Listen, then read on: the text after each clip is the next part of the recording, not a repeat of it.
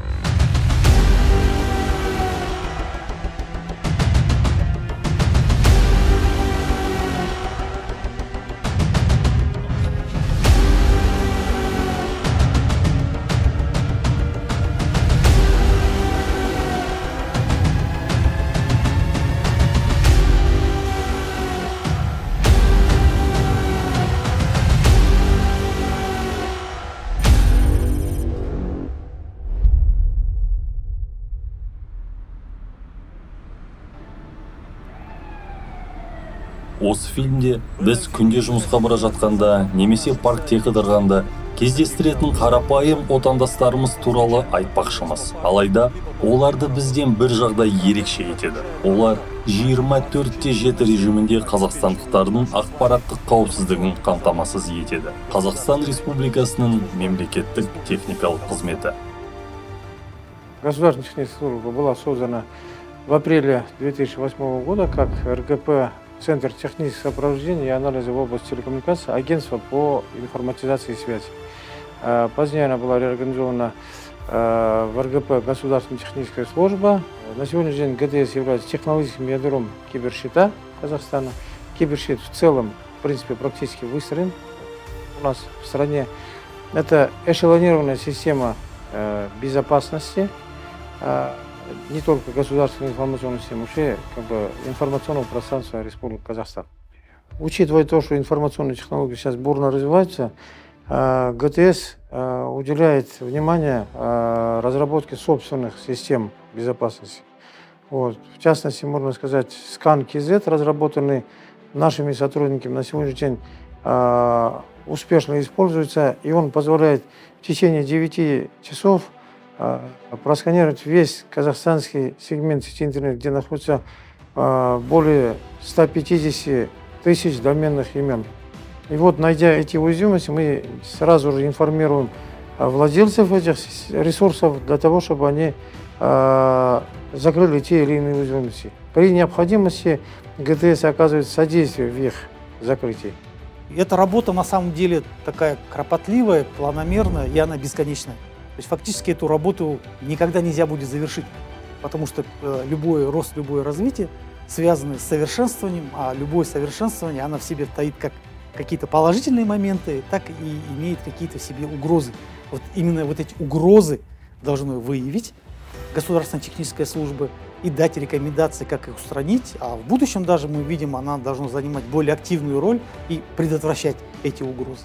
В рамках киберщита появилось 37 специализированных предприятий частных в нашей стране, которые занимаются кибербезопасностью. Это так называемые СОК-центры.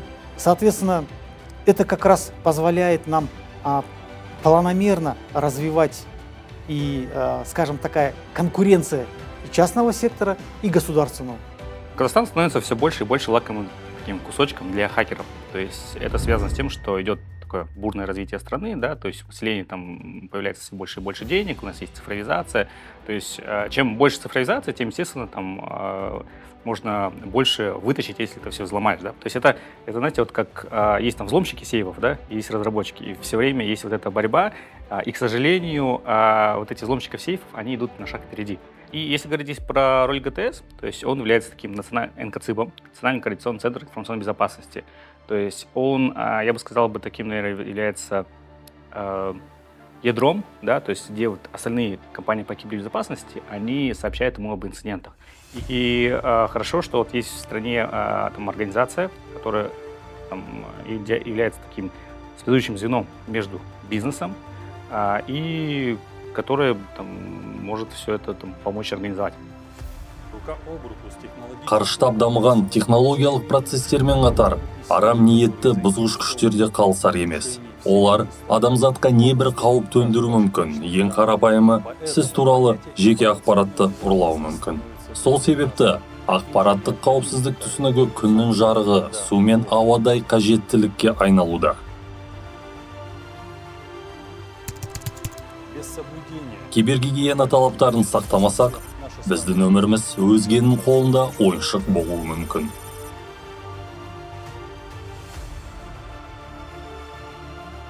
Наша система Кибершит ежедневно отражается порядка миллиона атак, нацеленных на казахстанский сегмент сети интернет. Вот, к примеру, если взять известные атаки вирусов-шифровальщиков WannaCry, Петя, да, то в тот период, благодаря Кибершиту нашему, ни один казахстанский ресурс не пострадал.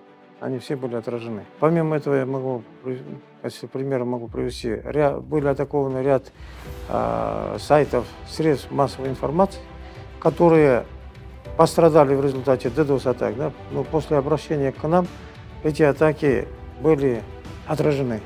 В 2022 году был выявлен факт. Вредоносное программное обеспечение было внедрено в легитимные операционные системы, в легитимное программное обеспечение, и занимались они кражей информации в государственную информационную систему. Эта информация накапливалась и, соответственно, направлялась на заранее заданный ресурс. Ал енді көз алдыңызға дәл осындай қол сұғушылықты мемлекеттік деңгейде құпия көздермен аса маңызды нысандарға жасалған елестетіп көріңізші. Мысал үшін, «Крепкий орешек 4» фильмін еске түсірсеңіздер, сюжет бойынша ақпараттық технологияларды қолданған террористер тобы пернетақтаның бір ғана түймешесін басып, бүкіл бір қаланың өмірін тоқтатып тастайды.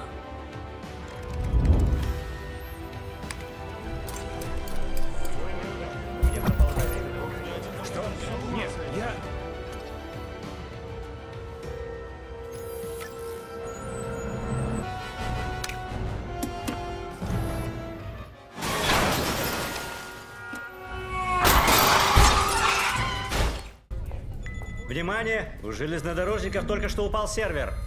Авиадиспетчерская служба. У них полный отказ системы. Это атака. Каждая новая технология, она как несет добро, так и зло, да, то есть часто там появился там тренд на искусственный интеллект. Но потому что, я же говорю, там хакеры, люди творческие, они тоже могут использовать, допустим, тот же искусственный интеллект, чтобы ему давать задачи какие-то, допустим, на там, поиск уязвимости в какой-то стране, да. Пока тебя не взломают, ты не знаешь, что безопасен, либо небезопасен. А на самом деле, как бы, мы каждый день уже сталкиваемся с этим, то есть каждый день наших там граждан пробуют там атаковать, там, своровать у них денег и прочее.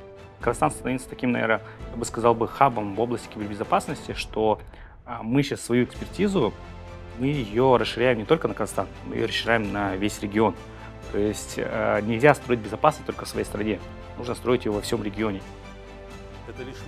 Бұл мемлекеттік техникалық қызметтің тек біліммен ғана қаруланып, кибер шабуылдардың бетін қайтару арқылы азаматтарымыздың ақпараттық қауіпсіздігі мен тыныштығын қамтамасыз етуге бағытталған, көзге көріне бермейтін ауқымды жұмысының аз ғана бөлігі.